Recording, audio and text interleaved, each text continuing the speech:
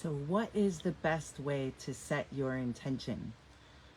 Today, I've had a bit of difficulty getting service, and my phone wouldn't go live when I kept hitting go live, and it was like it would, but then it wouldn't. So, I apologized for the delay.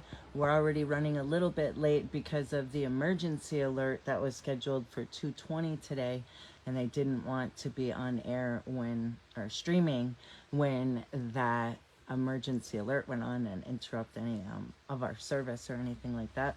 And then I had a hard time getting service. So thank you for bearing with us and your patience.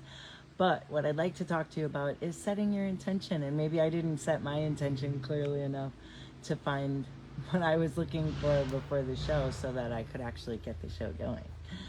So today's a perfect example of setting your intention and making sure that all the specific items are in place that need to be in place to enhance your manifestation that you're trying to achieve. So, first of all, I'm Michelle Wildflower. I'm the host and facilitator for for the Women's Empowerment and Spiritual Awakening Retreats. We host those twice a year. And the reason that I haven't posted the dates for the next years yet is because I'm waiting to get together with Terry in a couple of weeks when we go to Virginia Beach and see her at the Mind Body Spirit Expo that we'll be set up at, and we'll be able to kind of go over our calendars and figure out when's the best time for the following retreats for next year. So stay tuned for that. And yeah, so let's start talking about setting our intention and how important it is to make sure that our intention that we're setting, we're sure is really our intention that we're setting. Oftentimes there could be something that we think of that we want to do, or a career that we think we would like to have, or maybe even a person that we think that we love, But when you end up really looking into it and spending time with yourself and turning within, it can actually help you to see if what you thought you wanted really is what you wanted. Because sometimes it seems, sorry, I apologize about the noise in the cars going by. So, it seems like sometimes we can think that what we feel or wish for sometimes can be projected onto us from society or from our friends or family. People might say, oh my gosh, you're so I have a perfect example with one of my daughters. She's an amazing seamstress, and she actually doesn't sew for a living. And I'm always saying to her, she makes bags and purses and blankets and the possibilities are endless of the beautiful creations that she sews. And I always say to her, you should sell those. You should set up a shop or go to farmers markets. And, she's really good about being clear and saying, no, that to me, it's just a passion. If I had to do it as a job, then it wouldn't be something that was fun for me anymore. But some people aren't able to just tell their parents when they don't want to do something. And if their whole life, your parents told you should be a doctor or you should go into a specific profession, and, maybe you have felt pressured to do that, or it's been hard to speak up and say what you really would like to do, then you might always be setting your intention for something that isn't really resonating with you, right? If what you want is, say you want to be an artist, or you want to travel and go around and see the world, and someone's expecting you to lock it down and stay in one place, and for a long time you've told yourself that was going to be your dream, that's what you were going to do, but you can only be happy sacrificing your dream and what's best for you for so long. It's okay, to think of others and try to do things that are good for other people, but when it comes to our life and our choices and the things that we're going to actually be doing and spending our time and how we're going to be fulfilling our days, these are choices that we need to be making that are coming from within, a way that we can know if our choices that we're making are really the choices that we want for us or not, is if we take the time to meditate and connect actually with our higher self or our soul or our spirit or whatever you call that being that lives within you, connect with it and find out, what it is that we're here to do. There's actually, for the intellectual part of your brain, if you want to try to exercise that part of your brain, according to Harvard neuroscientist Rudy Tanzi, the way that you can exercise that part of your brain is to ask questions like, what is the meaning of life? What is my purpose here? What am I supposed to be doing? So if you're not sure, or if you wonder if the things that you thought you wanted, once you start trying to achieve them, you don't feel the joy that you should, because you're achieving all your goals, all the things that you set your intention for, and then when you get them, you don't really feel happy, then maybe it's because it's not really your intention. Maybe it was kind of like superimposed on you by society, or like I said, family or friends, who definitely have the best intentions. We're not throwing anyone under the bus, but just saying it's important to make sure that when we're setting our intention, that it truly is something that is what we want, something that's for us, right? If you want to set your intention for someone else, then you can, hope that they come to terms with whatever it is. But when we're setting our intention, it's usually for ourselves, right? It's not selfish to do something for ourselves. That's actually how we grow and how we can have that ripple effect go out to others, because when we actually get what we're striving for, it helps us to understand how to teach others to get what they want in life and what they're striving for, right? So, first thing you're going to do is start meditating. And all you need to do is 3 minutes a day. If you're worried about meditating for longer, you could always just set a little alarm next to you. But turn down your volume, because when you meditate, you'll get into a quiet meditative state, and when your alarm goes off, it'll be kind of jolting and scare you a little bit. So make sure that you turn down your volume, and after you do that a few times, you'll kind of get the feel of what 3 minutes feels like. And once you've been doing it for a while, you'll actually not even care if you go longer for 3 minutes, and you might actually enjoy it if you went longer than 3 minutes, because it feels really good. And sometimes when you come out of it, like, amazing things have happened, because when you meditate, you're removing yourself from this physical plane.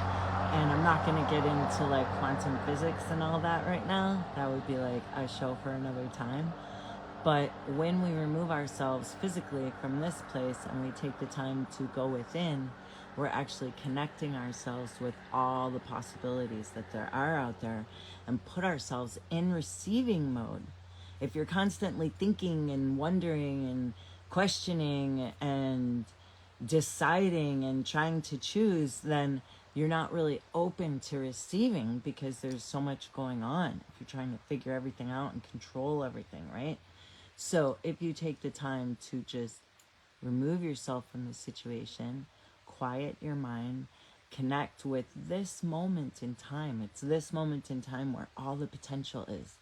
And release that which doesn't serve you. Because if you get rid of what you don't need, then you have room to fill it up and receive what's coming to you, right? So there's more to setting our intention than just thinking about what we want to do. There's a whole kind of ritual, say, that goes along with it, that has to do with our body, mind, spirit, soul, all of it. So when we're setting our intention, we need to be realistic also. We need to make sure that what we're setting our intention for, like I said, is something for ourselves, that we're not thinking of someone else and trying to persuade or overpower or control someone else. We need to be specific and make sure that it's for ourselves. And as far as dreaming, it's okay to dream, and dream as big as you, because you're open to that infinite potential. You're connecting with the possibilities, like we said, and once you do that, things just start kind of falling your way, or you might start finding synchronicities or coincidences, things that you might not have expected might start falling into place. And that's what happens when we start connecting with our higher self. So you could start small by setting your intentions for something soon. If you're looking for a sign, you could always ask for a sign. If you're not sure, if you want to set your intention, but you have some choices before you and you're not sure really which one is the best to set your intention on, you can always ask for guidance from your higher self or from your spirit guide, and give yourself time and leave yourself open to receive those signs or messages. Sorry about that. I'm not at the place that I usually am when I'm recording or streaming, so a little bit closer to the road. The place that I was trying to wasn't working, so I tried to find another place that wasn't too far away so that we weren't too late. So excuse our noise. I appreciate you for your patience.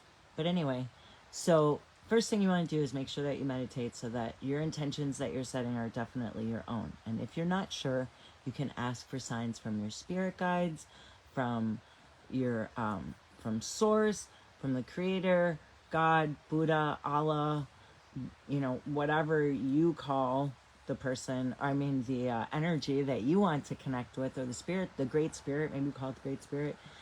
The possibilities are endless, what you call it and what your beliefs are. But if you're looking for some kind of sign, you can always ask for some kind of sign, and you can be real specific if you want.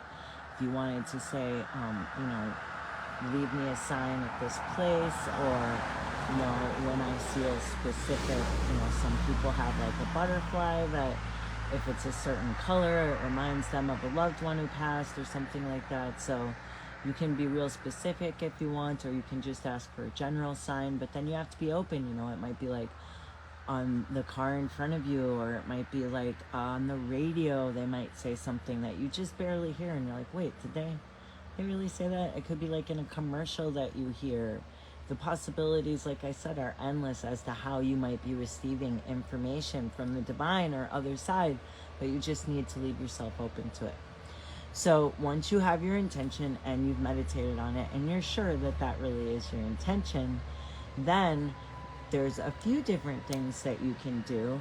You could create a spell jar with different ingredients that complement each other, that are specific for drawing your intention to you.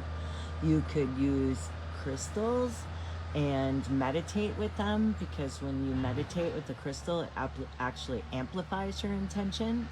So writing your intention down is also very powerful. Saying in the mirror to yourself what your intention is also very powerful. I don't know if you're anyone who wishes, but I love numerology, and whenever it's like 333 or 444 or something like that, I always make a wish, and I'm always wishing for my intention when I'm trying to set my intention for something specific. You could take a candle and inscribe on the candle what your intention is, maybe in like 1 or 2 words. And then you could try to find an essential oil that resonated with you, or that helped to draw what it was near to that you were trying to draw in. And you could rub some of the oil onto the candle the whole time you're thinking of your intention, and then let the candle burn down with your intention. And the whole thing about setting your intention is that you're giving thanks that you have received whatever it is that you are intending that you're setting your intentions for, that you have received it. So you're not giving thanks for something that's coming. You're not in a state of waiting. Once you've set your intention, you're just feeling the joy as if it has come to you. And it's that ripple effect, because every living cell in our body is vibrating at its own frequency. And when we're experiencing, sadness or sorrow or shame or guilt or fear, we're vibrating kind of low. And you know how sometimes you might run into people and they're going through a lot and they tell you what they're going through, and then afterwards when you walk away you might not feel as good as you did. So if their energy was low, it could actually bring down your energy. Just this kind of the same as when you come in contact with, you know, a place that has like, you know, a lot of fluorescent lights or something like that, as some people are sensitive to that, then you might feel kind of drained or like your energy feels lower. So it's the same thing with raising your vibration. If when you're setting your intention, you were to incorporate some kind of crystals or plants or something like that into your intention setting, it can also help to amplify your intention, as well as being out in nature, because anywhere that you are in nature is going to have its own spirits on the land, and you want to definitely acknowledge them and give gratitude to them and be thankful and joyful, and know that whatever you're setting your intention on is coming back to you. And when you feel that joy, that brings it back to you. It's the law of attraction. So, I mean, it's actually science. So, witness and gratitude, and we're vibrating really high, that's when the infinite possibilities that I keep talking about are brought in. That's when our frequency is matched with what's coming in for us. So these are some ideas that you can do and try to figure out. On the next episode, we're going to be talking about when really is the best time to set your intention. So this episode was about how, and the whole month of October we're talking about setting our intention, and we're having episodes every other week. So not next week, but the week after, we'll be talking about when is the best time to set your intention. So if you got something out of this episode, you can write in the comments what your biggest takeaway was. If you have a friend that's interested in learning how to share their intention, you can always share this episode with them. And if you have any questions, you can either reach out on our Women's Empowerment and Spiritual Awakening Retreats Facebook page, or message us on Messenger, or reach out at naturesmysteries.com. And like we said, stay tuned for our upcoming retreat dates. We'll be heading down to Virginia Beach around October 14th and 15th and be at the Mind Body Spirit Expo. So if you are in the Virginia Beach area, we'll look forward to seeing you then.